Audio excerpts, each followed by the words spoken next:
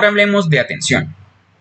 Esto es importante porque hay algunos términos que pueden ser un poco difíciles de, por así decirlo, de definir. Entonces, como tal, la atención, ¿de qué se trata? Es la función o lo que le permite a la persona seleccionar la multiplicidad de todos los estímulos, tanto internos como externos. ¿A qué me refiero con esto? Cuando usted vive normalmente en la cotidianidad, hay muchos estímulos que están constantemente, por así decirlo, pidiendo su atención. Usted verá si usted decide enfocarlos o no. Entonces, la atención es la capacidad de seleccionar cuáles son los estímulos que yo voy a permitir que llamen mi atención y en los que yo voy a poder enfocarme, ¿sí? Esto está muy relacionado también con el nivel de vigilancia, o sea, el nivel de conciencia. Va a permitir el procesamiento sensorial, motor y cognitivo. Nos va a llevar entonces a poder desarrollar procesos que son, digamos, complejos en el sentido de que requieren de pronto motricidad o requieren de muchas acciones a la vez o requieren de un proceso pausado y a largo plazo, por ejemplo. Y bueno, eso sería, digamos, la parte de la definición más clara que yo les podría dar de atención para que lo entiendan. Ahora, se debate entre si es un proceso único o si es un conjunto de funciones. Por lo general, el consenso que se tiene más actual es un conjunto de funciones, que no depende de una sola parte del encéfalo, sino que muchas estructuras están implicadas para que la atención se pueda llevar de manera adecuada.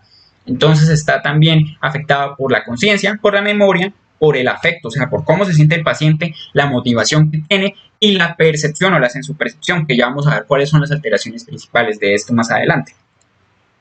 Hay unos trastornos de la atención.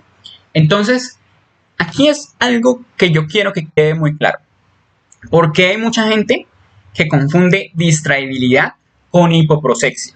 La hiperprotexia es, digamos, muy básico, es que, digamos, el paciente está muy concentrado haciendo algo, tanto que cualquier otro estímulo no es capaz de enfocar su atención. Recuerden lo que yo les había dicho. Entonces uno decide en dónde va a estar concentrado y esa persona está tan concentrada en ese estímulo que simplemente los otros no le van a llegar. Entonces son pacientes que están tan concentrados que ni siquiera están escuchando lo que usted les dice y de pronto están viendo un punto fijo o están leyendo su periódico y usted definitivamente no existe.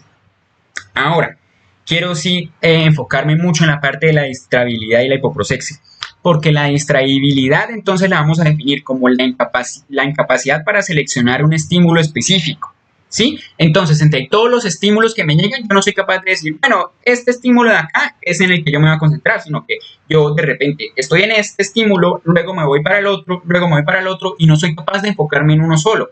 Entonces, como tal, se podría decir que la mejor forma de ver esto es que el paciente dirige su atención a estímulos externos, que son irrelevantes y que no tienen importancia. Entonces son pacientes que están teniendo una conversación con ustedes, miran la mosca, luego de mirar la mosca, miran el roto de la baldosa, luego miran a la enfermera que está pasando por el fondo. Entonces eso es algo que hay que tener en cuenta.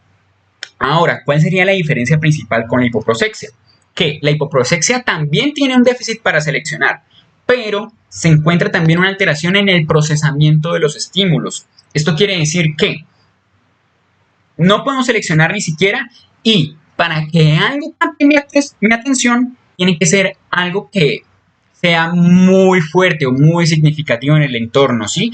Entonces, cualquier cosa como una mosca no va a captar mi atención porque no es significativo. Entonces, un hipoproséxico no está distraído porque se enfoque en muchas cosas. Está distraído es porque simplemente necesita de más estimulación para poder enfocarse. Y aún así, si tuviera un estímulo lo suficientemente grande como para concentrarse, se le va a dificultar. Diferente a la distraibilidad. Entonces ya ustedes saben el término.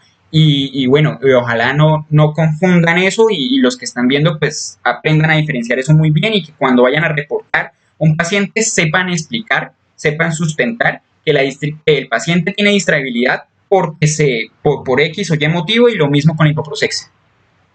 ¿Cómo yo voy a evaluar la atención? En caso de que necesite de pronto una prueba un poco más objetiva que me ayude a sustentar un poco más mi historia clínica o que me ayude a que sea más universal para que todo el mundo la pueda entender. Primero tenemos una prueba de generación de palabras, la cual se le pide al paciente que, digamos, durante 3 minutos diga palabras que empiecen por una letra. Yo pongo ejemplos, pongo A, F o S, pero también hay muchos que usan la palabra P. Entonces lo importante es tener un contador, hay aplicaciones del celular que permiten contar con cada vez que usted toque la pantalla y mirar en esos 3 minutos cuántas palabras dice. Sí, hay muchas personas que les gusta anotar específicamente cuáles fueron las palabras que el paciente dice.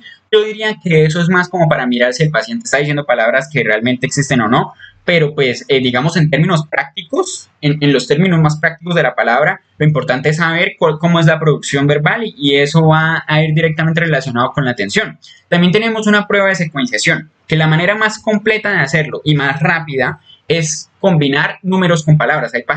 Hay personas que lo hacen solo con números, hay personas que solo lo hacen con palabras. Entonces, ¿cómo se evalúa esta parte? Pues entonces ustedes le dicen al paciente que vaya uniendo números y palabras en el orden de tanto de menos a más como en el orden alfabético. Entonces sería 1A, 2B, 3C, 4D, 5E.